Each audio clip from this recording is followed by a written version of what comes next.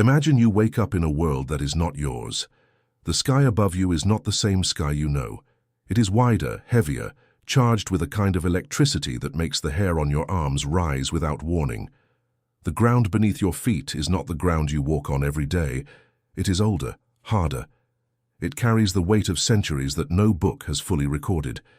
You look around and you see mountains that seem too tall to be natural. Cities built with stones that no human hand should be able to lift.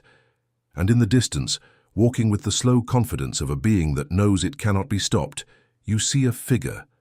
And that figure is not human. Not entirely. You have heard stories about beings like that. You heard them first in Sunday school, in the pages of a Bible opened on a worn wooden table, and then you heard them again years later, in a literature class about ancient Greece, about heroes who wrestled gods, who sailed across impossible seas, who descended into the underworld and returned alive. And at some point, without knowing exactly when, a question began to form in the back of your mind, a question that no teacher ever fully answered, a question that no textbook ever directly addressed. What if those two stories, the one from the Bible and the one from Greece, were actually the same story? What if the Nephilim of Genesis 6 and the heroes of Greek mythology were not two separate traditions from two separate cultures, but two different ways of remembering the same extraordinary event? What if Hercules and the Nephilim giants walked the same ancient earth, breathed the same antediluvian air, and descended from the same celestial rebellion that shook the heavens before the flood? That is the question we are going to explore today, and by the time we are done you will never read Genesis 6 the same way again, and you will never watch a story about Hercules or Achilles or Perseus with the same eyes, because the hidden truth of Genesis 6 and Greek mythology may be far older, far stranger, and far more connected than anyone ever told you. To understand the connection between the Nephilim and the Greek heroes, we have to go back. All the way back. Back to a text that most people have read, but few have truly stopped to examine. Genesis 6, verses 1 through 4. One of the shortest and most explosive passages in the entire Hebrew Bible. It says this: "When human beings began to increase in number on the earth, and daughters were born to them, the sons of God saw that the daughters of humans were beautiful, and they married any of them they chose." The Nephilim were on the earth in those days, and also afterward, when the sons of God went to the daughters of humans and had children by them. They were the heroes of old, men of renown. Heroes of old, men of renown. Those four words, heroes of old, men of renown, have been sitting in the middle of that passage for thousands of years, and most readers walk right past them without stopping. But those words are a bridge. A direct, explicit bridge between the world of Genesis and the world of ancient mythology. Because what does Greek mythology celebrate above all else? Heroes, men of renown, beings who were born of unions between gods and mortal women, beings whose strength and power placed them above ordinary humanity, beings who performed impossible feats, who defeated monsters, who changed the course of history. The language in Genesis 6 is not accidental. The ancient Hebrew text uses words that scholars have debated for centuries. The phrase sons of God, in Hebrew, Bene Elohim, appears in only a handful of places in the Old Testament, and in every other instance, it refers unambiguously to celestial beings, angels, members of the divine council, beings of a supernatural order. And the word Nephilim itself, often translated as giants, carries a meaning in the Hebrew root that speaks of falling. The Nephilim are, in one interpretation, the fallen ones, or perhaps more precisely, the ones who fell from or caused others to fall. Their very name encodes within it the idea of descent, of celestial beings descending to the earth, of a boundary being crossed that was never meant to be crossed. Now hold that image in your mind. Celestial beings descending to earth, crossing a boundary, producing hybrid offspring of supernatural power. And then ask yourself, does that sound familiar from another ancient tradition? Because somewhere in the Aegean world, in a civilization that had no direct contact with the Hebrew scribes, a remarkably similar story was being told. The Greek tradition places the origin of its greatest heroes in unions between the gods of Olympus and mortal women. Zeus, the king of heaven, descends repeatedly to the human world and fathers children with mortal women. His most famous son, Hercules, known in the Roman tradition as Hercules, is the direct product of that divine-human union. His mother is Alcmene, a mortal woman. His father is Zeus himself, the lord of the sky, the most powerful being in the divine hierarchy. Hercules is not a man. He is not a god. He is something in between, something that the Greeks called a heros, a being of extraordinary power and divine descent, who exists at the boundary between the mortal and immortal worlds. And Hercules is not alone. Perseus, the slayer of Medusa, is the son of Zeus and the mortal woman Danae. Achilles, the greatest warrior of the Trojan War, is the son of the sea nymph Thetis and the mortal man Peleus, but with a divine component that sets him entirely apart from ordinary humanity. Theseus, the founder of Athens, is the son of the god Poseidon. Dionysus himself, later elevated to full godhood, was born of Zeus and the mortal Semele. The pattern is unmistakable. In Greek mythology, the greatest and most powerful beings in the world are the product of divine human unions. They are half god, half man. They possess strength, intelligence, and capabilities far beyond ordinary human limits, and they are described as the heroes of the age in which they lived, an age that significantly precedes the world as the Greeks knew it. An age of myth, not of history, an age that belongs to a primordial era of the world. Now compare that to Genesis 6. The Nephilim are described as the product of the Bene Elohim, the sons of God, celestial beings, and mortal women. They are described explicitly as the heroes of old, men of renown. They belong to a primordial era of the world, the antediluvian age, the world before the flood.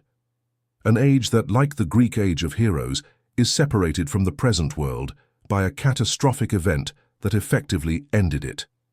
The parallels are not superficial, they are structural.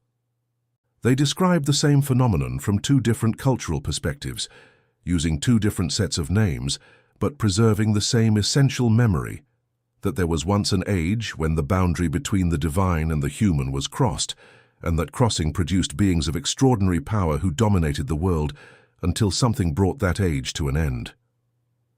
But the story goes deeper than Genesis alone, because there is another ancient text, a text that was once part of the sacred library of the Hebrew world, that was quoted in the New Testament itself, and that was later removed from the biblical canon, that fills in the details that Genesis left out. The Book of Enoch. The Book of Enoch is one of the most extraordinary documents of the ancient world. It claims to be the testimony of Enoch, the seventh patriarch from Adam, a man described in Genesis as having walked with God and having been taken by God without experiencing death.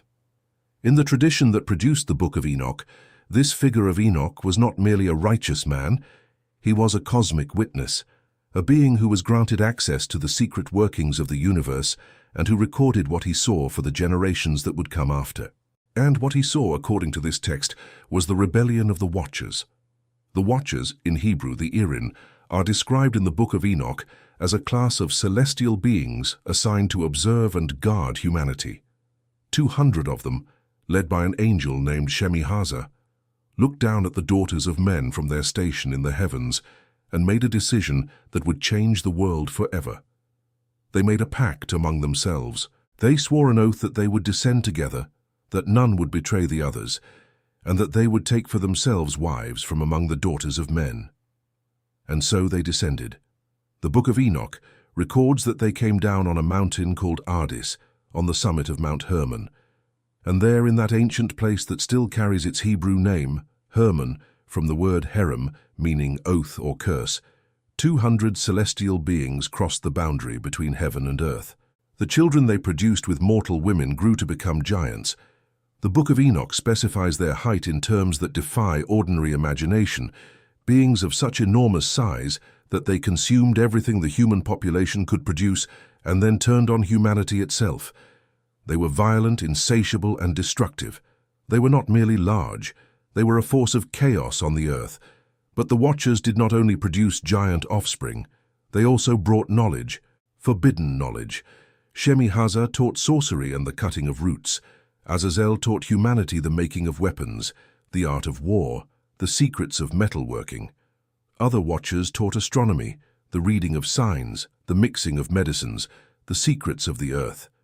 The Book of Enoch presents the descent of the Watchers as a catastrophic introduction of forbidden knowledge into the human world, knowledge that humanity was not ready for, knowledge that accelerated violence and corruption and ultimately contributed to the conditions that made the flood necessary. Now hold that image alongside what we know of the Greek tradition. In Greek mythology, the Titan, the generation of divine beings that preceded the Olympian gods, were associated with specific domains of knowledge and power. Prometheus, one of the Titans, descended to the human world and brought fire, the foundational technology of civilization. He was punished for this transgression by being bound to a rock and having his liver devoured by an eagle every day. His transgression was precisely the Enochian transgression, a celestial being crossing the boundary to give humanity knowledge that was not meant for them. Atlas held the heavens on his shoulders, occupying the boundary between sky and earth. Cronus ruled an age of the world that preceded the age of Zeus. The Titans themselves, in their war with the Olympians, were cast down, confined to the underworld, to Tartarus, in a rebellion and defeat that mirrors the fall and imprisonment of the Watchers as described in the Book of Enoch. The structural parallelism is extraordinary. In both traditions there is a prior generation of powerful beings who existed before the current divine order. In both traditions, some of those beings crossed forbidden boundaries, interacted with the human world in ways that were not permitted, and were cast down and imprisoned as a result. In both traditions, that crossing produced extraordinary hybrid offspring who dominated the world for an age, and in both traditions that age ended in catastrophe. Let us look more closely at the heroes themselves, because when you place the specific descriptions of individual Greek heroes next to the descriptions of the Nephilim in ancient texts, the similarities become almost impossible to ignore. Hercules, born of a divine father and a mortal mother, possessed of strength so far beyond human limits that he performed 12 labors that no ordinary man could survive.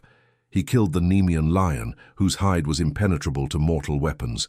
He slew the Hydra, a monster with regenerating heads. He captured the Erymanthian boar, cleaned the Augean stables by redirecting rivers, shot the Stymphalian birds, captured the Cretan bull, stole the mares of Diomedes who fed on human flesh, brought back the cattle of the three-bodied giant Geryon, retrieved the golden apples from the garden of the Hesperides, and descended into the underworld itself to bring back Cerberus. What is Hercules in structural terms?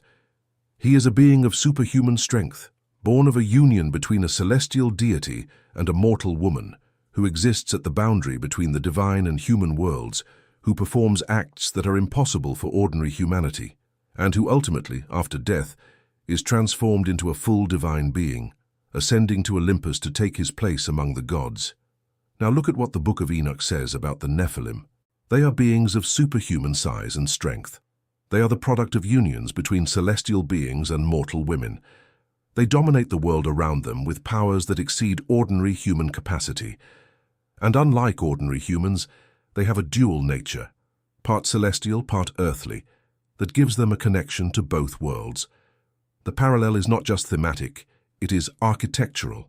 The story of Hercules and the story of the Nephilim share the same underlying structure because they may be drawing on the same underlying memory. Consider Achilles, the greatest warrior of the Trojan War, described in the Iliad as a being whose rage was divine, whose speed was supernatural, whose presence on the battlefield turned the tide of entire armies. Achilles is the son of Thetis, a sea goddess, and Peleus, a mortal king. His mother, knowing that he was destined to die young, attempted to make him immortal by dipping him in the river Styx, all except for the heel by which she held him, which became his single point of vulnerability. Achilles is virtually invulnerable. He is faster than any mortal man. His divine armor, forged by the god Hephaestus himself, is impenetrable. His presence in battle is described in terms that are more natural disaster than human combatant. He is compared to fire consuming a field, to a lion tearing through a herd. In the ancient traditions surrounding the Nephilim, particularly in the various texts associated with the Enochian literature, and in the traditions preserved in the Dead Sea Scrolls, the Nephilim are described in similarly hyperbolic terms. They are beings of extraordinary physical power. Some traditions describe them as warrior kings, as mighty men, as beings whose presence on the battlefield was decisive in a way that no ordinary human presence could be. The Book of Giants, one of the Dead Sea Scrolls texts, expands on the Nephilim tradition and describes specific Nephilim figures as warriors of cosmic scale. One of the figures described in that text, a giant named Mahaway, travels between the earth and the divine realm. Another Ohia has prophetic dreams of cosmic catastrophe. These are not merely large men. They are beings whose existence bridges worlds, whose powers and perceptions exceed ordinary human limits in the same way that Achilles exceeds the limits of ordinary Trojan and Greek warriors. The comparison becomes even more striking when we look at Perseus. Perseus is the son of Zeus and the mortal woman Danae, who was imprisoned in a bronze tower by her father Achilles after an oracle foretold that her son would kill him. Zeus came to her as a shower of golden light, and from that union Perseus was born. He was then cast into the sea in a chest with his mother, a detail that remarkably echoes elements of the antediluvian traditions in which extraordinary beings survive catastrophic floods in containers or arks. Perseus grows up to perform the most visually dramatic feat in all of Greek mythology. He decapitates Medusa, the Gorgon, whose gaze turns living beings to stone. He does this with divine assistance, winged sandals from Hermes, a mirrored shield from Athena, a cap of invisibility from Hades. And when Medusa is beheaded, from her neck springs the winged horse Pegasus and the giant Chrysaor. Look at that detail. From the death of a monster, a creature described in the most ancient versions of the myth as a genuine primordial being, not a mere villain, but a creature of the original chaotic world, spring two extraordinary beings, a winged horse and a giant. From the body of the old world, the new world emerges. From the destruction of the ancient, monstrous creatures, new beings of extraordinary nature come forth. This is a mythological encoding of the transition between ages. The world of Perseus is the world that comes after the world of the monsters. The monsters he faces, Medusa, the sea monster Cetus from whom he rescues Andromeda, belong to an older world, a world of primordial chaos and gigantic creatures. Perseus, the Nephilim-like hero of divine descent, is the agent of transition between that older world and the more ordered world that comes after. In the Genesis narrative, Noah, the righteous man who survives the flood, is similarly an agent of transition between the antediluvian world of the Nephilim and the post-diluvian world of ordinary human civilization. He is the bridge between the age of giants and the age of men. Perseus, in the Greek tradition, plays a structurally similar role, the divine human hero who defeats the ancient monsters and makes the world safe for the ordered human civilization that will follow. But we need to address a question that has been building beneath the surface of everything we have discussed so far. A question that scholars and theologians have wrestled with for centuries. Who, exactly, were the Bene Elohim of Genesis 6? Who were the sons of God? This question has generated more theological controversy than almost any other passage in the Hebrew Bible, and the controversy is not merely academic. The answer shapes how we understand the entire relationship between the human and divine worlds in the ancient Near Eastern tradition. There are three main interpretations that have dominated the scholarly conversation. The first interpretation, and the oldest attested in Jewish texts as early as the 3rd century BCE, is that the Bene Elohim were genuinely angelic beings, celestial members of the divine council, who descended to the earth and took mortal women as wives, producing the Nephilim as their offspring. This is the interpretation supported by the Book of Enoch, by the Book of Jubilees, by the Damascus document among the Dead Sea Scrolls, and by early Christian writers including Justin Martyr, Clement of Alexandria, Origen, and Tertullian. It is also, as we have seen, the interpretation that most directly parallels the Greek tradition of divine human unions producing heroic offspring. The second interpretation, which became dominant in Rabbinic Judaism after the 1st century CE, is that the Bene Elohim were not angels but powerful human beings, rulers, judges, or members of a noble lineage from the line of Seth, who transgressed by marrying women from the line of Cain. In this interpretation, the transgression of Genesis 6 is social and genealogical rather than cosmic.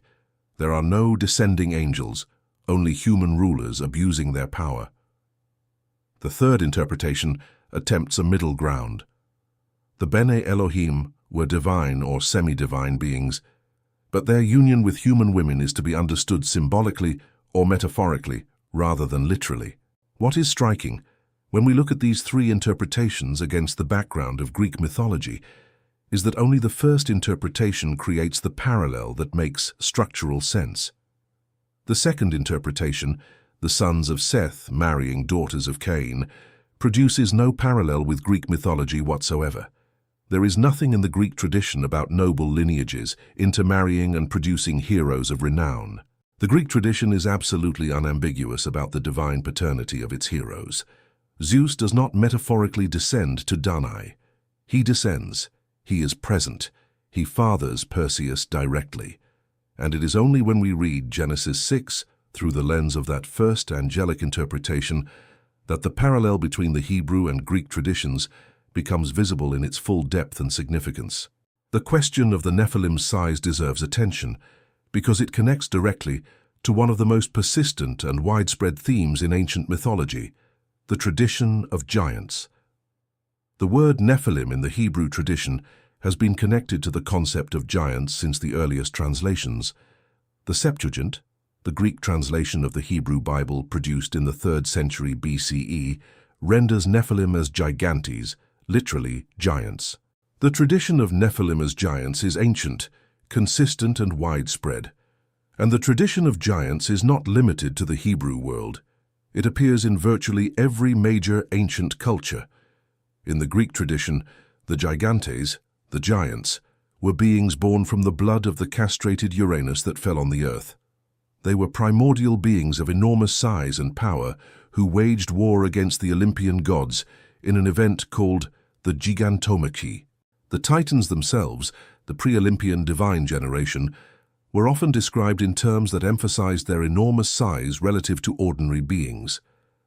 In the Mesopotamian tradition, the Epic of Gilgamesh, one of the oldest works of literature in human history, features as its protagonist a king who is described as 2/3 divine and 1/3 human, possessing superhuman strength and size.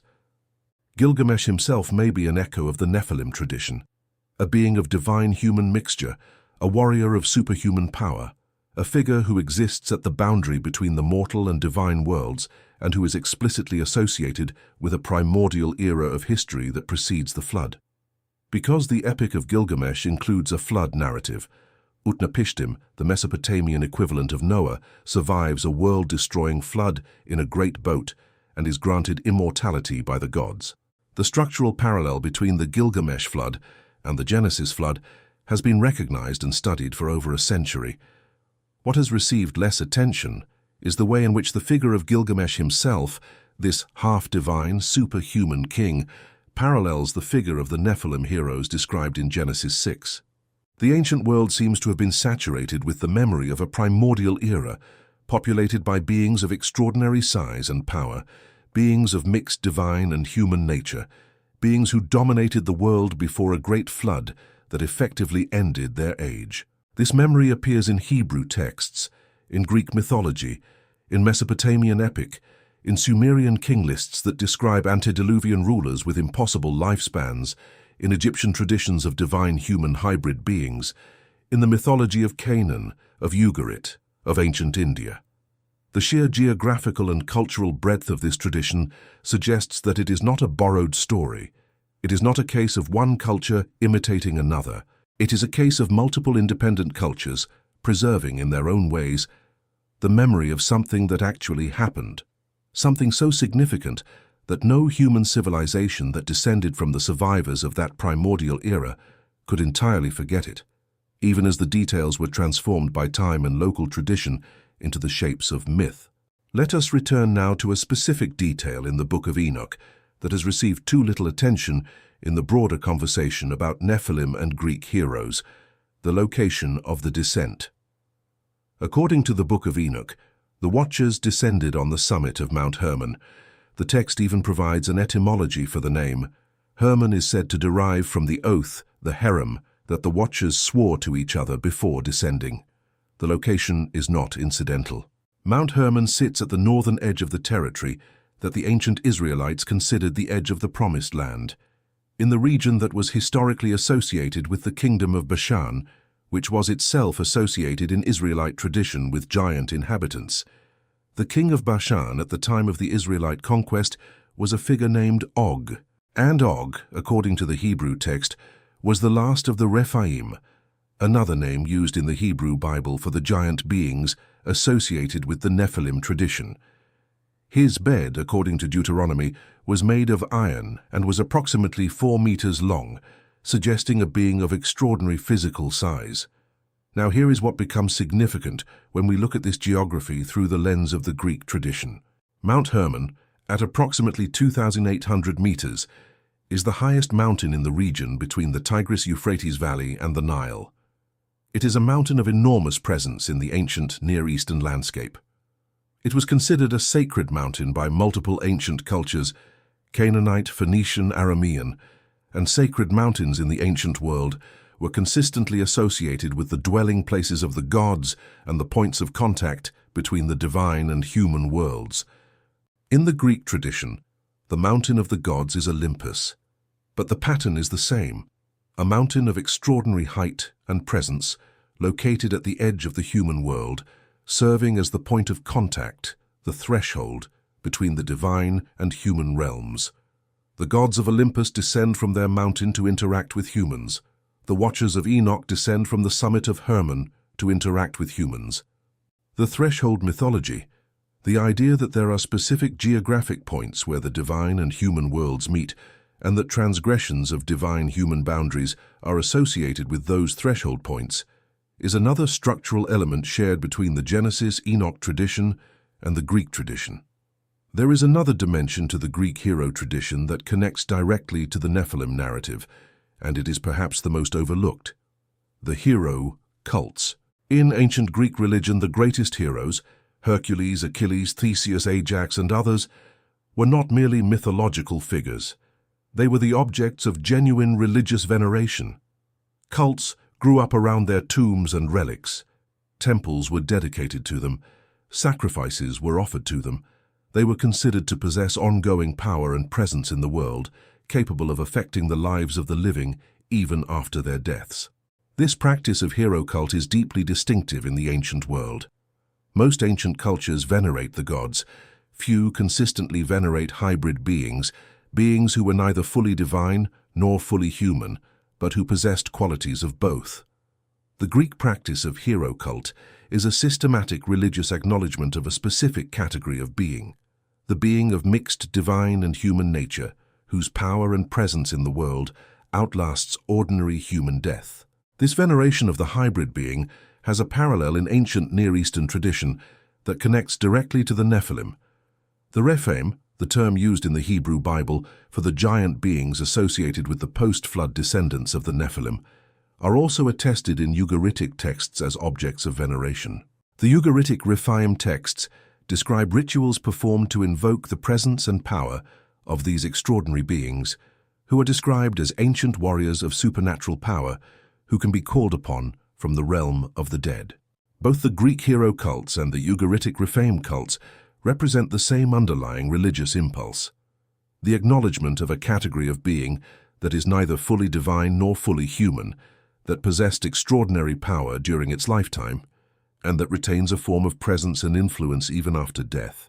Both traditions preserve a religious response to the same underlying theological category: the hybrid, the semi-divine, the being of mixed nature, that is described in the Genesis and Enochian traditions as the Nephilim. Now we must address what may be the most extraordinary connection of all, and it requires us to look at a detail in the Greek tradition that is usually treated as a curiosity rather than a key. The Olympian gods of Greece are not the original divine beings in the Greek cosmology. They are a second generation of divinity. Before the Olympians, there were the Titans, and before the Titans, there were the protogenoi, the primordial beings who preceded all others.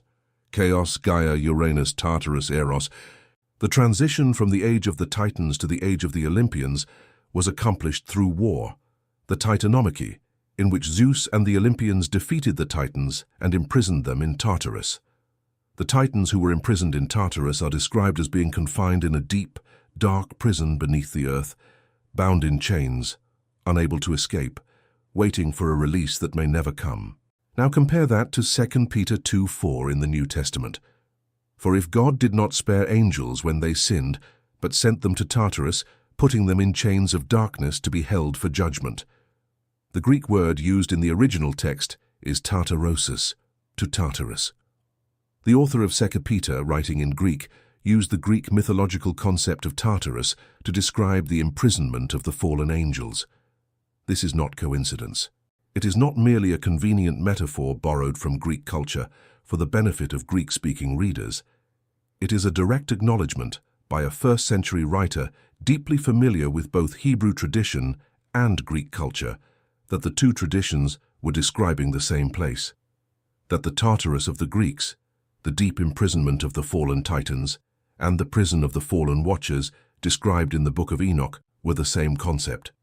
And if the place of imprisonment is the same, then the beings who were imprisoned there are the same, the Titans and the Watchers, the fallen divine beings who crossed the boundary between heaven and earth, the celestial beings who transgressed against the divine order and were imprisoned as a result. And if the Titans and the Watchers are the same category of being, then the offspring of the Titans, the Greek heroes, the semi-divine beings of the heroic age, are the Greek cultural expression of the same phenomenon described in Genesis 6 as the Nephilim. The offspring of the Watchers are the Nephilim. The offspring of the Titans and the Olympian gods are the heroes. The Hebrew Bible and the Greek tradition are describing the same beings from two different cultural perspectives, using two different sets of names, but preserving the same essential memory of the same primordial phenomenon.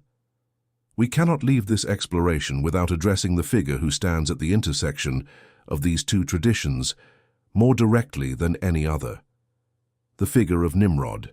In Genesis 10, immediately after the flood narrative, we encounter a figure named Nimrod, described as a mighty man on the earth and as a mighty hunter before the Lord.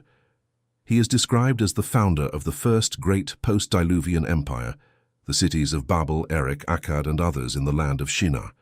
He is, in every sense, the first great hero of the post-flood world, but look at the Hebrew used to describe him. The word translated as mighty is gibor, the same root used in Ezekiel and elsewhere to describe the mighty men of old, the Nephilim and their descendants. The phrase mighty hunter before the Lord has been interpreted in the rabbinic and early Christian traditions not as a compliment, but as a condemnation. Nimrod hunted men before God rather than animals. He established the first tyrannical empire.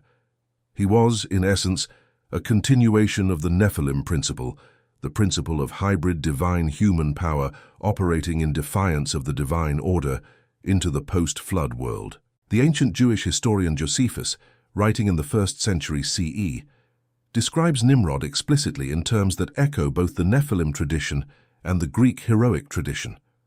He was a man of extraordinary power and ambition who turned men away from God and established his own dominion over humanity. He was, in Josephus's telling, essentially a villain of Nephilim proportions in the post-flood world. Now look at the Greek tradition. The age of heroes, the age of Hercules, Perseus, Theseus, Achilles, is associated in Greek chronology with the period roughly corresponding to the Bronze Age, which in the ancient Near Eastern framework corresponds to the post-flood era. These heroes are not described as antediluvian beings. They are described as beings of a heroic age that preceded the current age of men, the heroic age, which ended with the Trojan War and the destruction of the heroic generation. The Nephilim of Genesis appear both before and after the flood. Genesis 6 says explicitly that the Nephilim were on the earth in those days and also afterward. The tradition of giant beings of hybrid divine human nature does not end with the flood. It continues into the post-flood world, appearing in the narratives of the Israelite conquest of Canaan, in the figures of Goliath and his brothers, in the traditions of the Anakim and the Rephaim. The flood did not eliminate the Nephilim principle. It suppressed it. It reset the world. But the memory, and in some traditions, the actual ongoing presence of these beings persisted. And in the Greek tradition, the heroic age is explicitly a post-flood phenomenon. The great flood of the Greek tradition, the flood of Deucalion, which parallels the flood of Noah, precedes the age of heroes in some versions of the myth. The heroes are the generation that comes after the flood, rebuilding the world, establishing civilization, and facing the monsters and challenges of the new age. The parallels extend even to this structural detail. In both traditions, the era of extraordinary hybrid beings is not entirely contained within the antediluvian period. It bleeds into the post-flood world. The Nephilim appear after the flood. The heroes of Greece are post-diluvian figures. In both traditions, the primordial mixing of divine and human continues to leave its traces in the world, even after the great reset of the flood. There is one more connection we must explore, and it may be the most visually dramatic of all. It concerns the monsters. The Greek heroes do not merely fight other heroes, they fight monsters, and the monsters they fight are not arbitrary creations of the poetic imagination. They follow a consistent pattern. They are enormous, they are hybrid, they are creatures of the primordial world that preceded the age of the heroes, and they are being defeated and eliminated precisely because the age of order, the age of the Olympian gods and their heroic offspring, is replacing the age of primordial chaos. The Nemean lion is not a large lion. It is an invulnerable lion, a creature whose hide cannot be penetrated by any mortal weapon, suggesting a being that does not belong entirely to the mortal world. The Lernaean hydra grows new heads when one is cut off, a creature of seemingly supernatural regeneration. Medusa turns living beings to stone, a power that belongs to myth rather than nature. The Minotaur is a hybrid being, half man and half bull, kept in a labyrinth built by a king in shame, a monster born of an unnatural union. Cerberus is a three-headed dog, guarding the boundary between life and death. These monsters are not mere narrative obstacles. They are remnants of the primordial world, creatures that belong to an earlier order, to the age before the Olympian cosmos established its dominance. And the heroes, the Nephilim-like sons of the gods, are the agents of their elimination. In the Hebrew tradition, the Israelite conquest of Canaan includes a systematic confrontation with the giant beings of the land, the Anakim, the Rephaim, the inhabitants of Bashan. These giant beings are described as remnants of the antediluvian world, descendants of the post-flood Nephilim, who had established themselves in the land that God was now assigning to Israel. The conquest of Canaan is, in part, a systematic elimination of these remnant giant beings from the land, just as the Greek heroes systematically eliminate the monsters and remnant creatures of the primordial world. In both traditions, the heroic age is defined by this confrontation between the new order and the remnants of the old. In the Greek tradition, the new order is the Olympian cosmos and its semi-divine heroes. In the Hebrew tradition, the new order is the covenant people of Israel and their God. But in both cases, the thing being eliminated, the monsters, the giants, the Nephilim remnants, represents the unresolved residue of the primordial transgression that Genesis 6 and the Book of Enoch describe. The Trojan War deserves its own moment in this exploration because it represents the final act of the Greek heroic age in a way that directly parallels the biblical flood as the final act of the antediluvian age. The Trojan War, in the Greek tradition, is understood not merely as a military conflict but as a cosmic event. It is the event that destroys the heroic generation, not all at once, but definitively. The great heroes of the war, Achilles, Ajax, Patroclus, Hector, Paris, Antilochus, and many others, are killed. The survivors, Odysseus, Menelaus, Agamemnon, return to worlds that have changed or are destroyed in their absence. The heroic age ends at Troy. Why does the heroic age end? In the tradition preserved by the poet Hesiod, The Trojan War was essentially arranged by Zeus as a way of reducing the population of heroes and semi-divine beings on the earth, which had grown too numerous and too burdensome. The earth, in some versions of the myth, complained to Zeus about the weight of all these extraordinary beings, and Zeus arranged the war as a mechanism of elimination. Now compare that to the Genesis narrative. The flood is sent by God as a response to the corruption and violence that had filled the earth as a result of the Nephilim and the wickedness of humanity. The earth had been corrupted. Violence had multiplied. The mixture of divine and human had produced a world that was no longer functioning as it was designed to function. The flood was God's mechanism for resetting the world, for eliminating the corrupted generation and beginning again with a righteous remnant. In the Greek tradition, a divine mechanism, the Trojan War, eliminates the excessive heroic generation and resets the world to the age of ordinary men. In the Genesis tradition, a divine mechanism, the flood, eliminates the corrupted antediluvian generation and resets the world to the post-flood era of ordinary human civilization. The structural parallel is exact. Both traditions preserve the memory of a divine decision to end the age of the extraordinary hybrid beings, to restore the boundary between the divine and human worlds, and to inaugurate a new era of more ordinary human existence. The method differs, war in the Greek tradition, flood in the Hebrew tradition, but the function is identical. The age of the semi-divine must be brought to a close. The world must be reset. Now let us ask the question that has been implicit in everything we have explored. What does all of this mean? If the Greek heroes and the Nephilim are the same phenomenon viewed through different cultural lenses, then we are confronted with a remarkable possibility about the nature of ancient human memory. We are confronted with the possibility that something actually happened in the deep human past, something involving extraordinary beings of mixed nature, something that shaped the early development of human civilization, something that ended in catastrophe, and that the traces of that event were preserved in the mythological traditions of multiple independent cultures across the ancient world. The scholar of ancient Near Eastern literature, Michael Heiser, spent years documenting the theological and textual connections between the biblical Nephilim tradition and the broader ancient Near Eastern world. His work demonstrated that the ancient Israelite understanding of the divine council, the idea that God ruled over a hierarchy of celestial beings who were involved in the governance of the world, was not unique to Israel, but was shared across the ancient Near East. And the transgression of Genesis 6, the crossing of the divine-human boundary by members of that divine council, was understood in the ancient world as a cosmic transgression with cosmic consequences.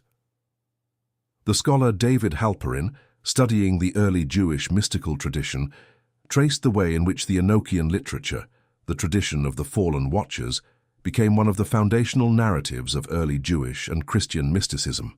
The descent of the Watchers, the corruption of the world, the flood as divine response.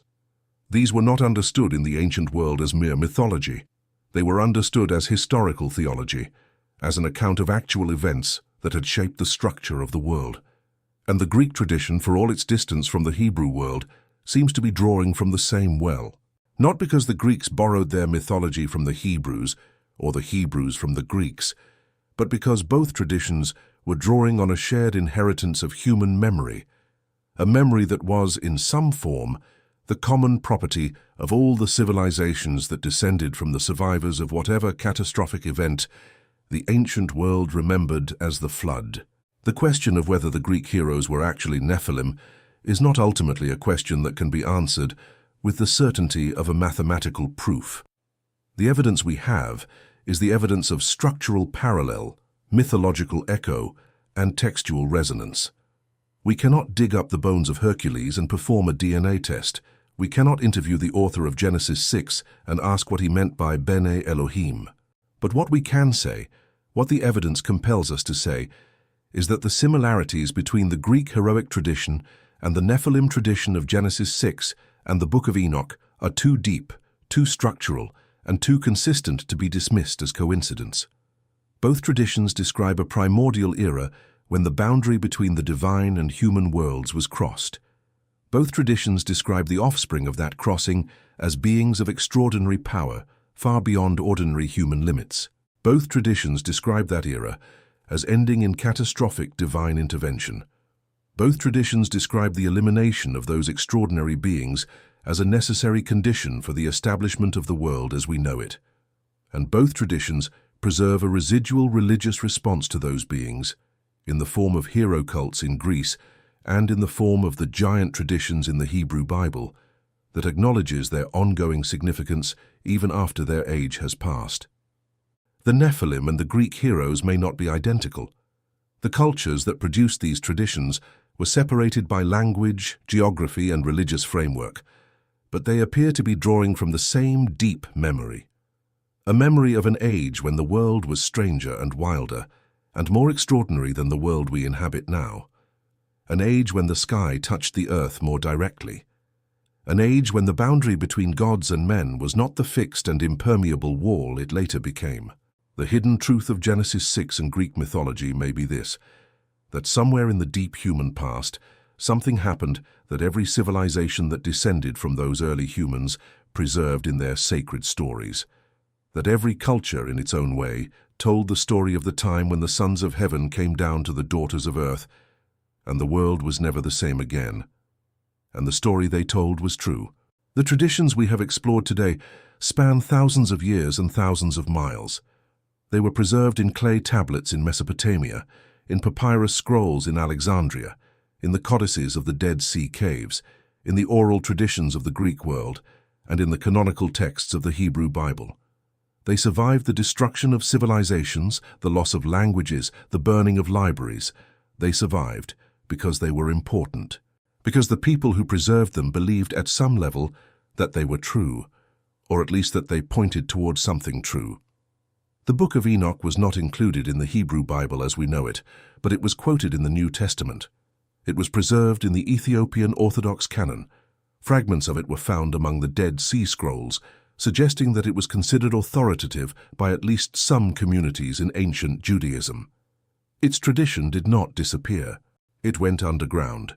It was preserved in the margins of the canon, in the apocalyptic traditions, in the mystical literature, in the traditions that the dominant institutions tried to minimize, but never entirely suppressed.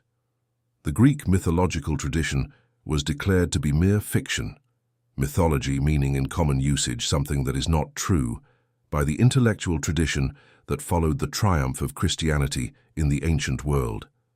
But the stories survived. The Iliad and the Odyssey were preserved. The works of Hesiod were preserved. The tragic dramas, the lyric poetry, the philosophical texts that engaged with the mythological tradition, all of these survived the transition from the ancient world to the medieval world, and from the medieval world to the modern world. Because at some level, even the people who dismissed them as fiction recognized that they contained something that could not be entirely dismissed, something that spoke to deep truths about the human condition and the structure of the world. We live in a world that has largely forgotten these ancient stories. We live in a world that treats mythology as entertainment rather than as encoded memory. We live in a world in which the extraordinary has been systematically explained away, in which the canonical texts have been read in their most domesticated interpretations, in which the strange and powerful passages, like Genesis 6:1-4, have been glossed over in favor of more comfortable readings, but the stories are still there. The parallels are still there, and the question, the ancient, persistent, uncomfortable, fascinating question, is still there. Were there beings on this earth in the deep human past who were not entirely human? Who came from somewhere beyond the ordinary horizon of the human world? Who mixed with humanity and produced offspring of extraordinary power? And did the memory of those beings, filtered through the mythological traditions of dozens of independent ancient cultures, reach us in the form of the Nephilim of Genesis, the Watchers of Enoch, the heroes of Greece, the demigods of Mesopotamia, the divine kings of Egypt? The answer may be yes. Or the answer may be that these traditions preserve something more complex, a human experience of the sacred, of encounters with the numinous, of moments when the ordinary human world felt the pressure of a reality greater than itself. An experience so powerful and so universal that every ancient culture that went through it told essentially the same story. Either way, the connection between the Nephilim of Genesis 6 and the heroes of Greek mythology is real. It is demonstrable, it is deep, and it is one of the most extraordinary connections in the entire history of ancient human thought. The hidden truth of Genesis 6 and Greek mythology is that the memory of the age of the giants, of the Nephilim, of the heroes, of the extraordinary beings who walked the ancient earth, is not the exclusive property of any one tradition. It is the common inheritance of the entire human family. Our memory so old and so powerful that not even the flood, not even the passage of thousands of years could wash it entirely away.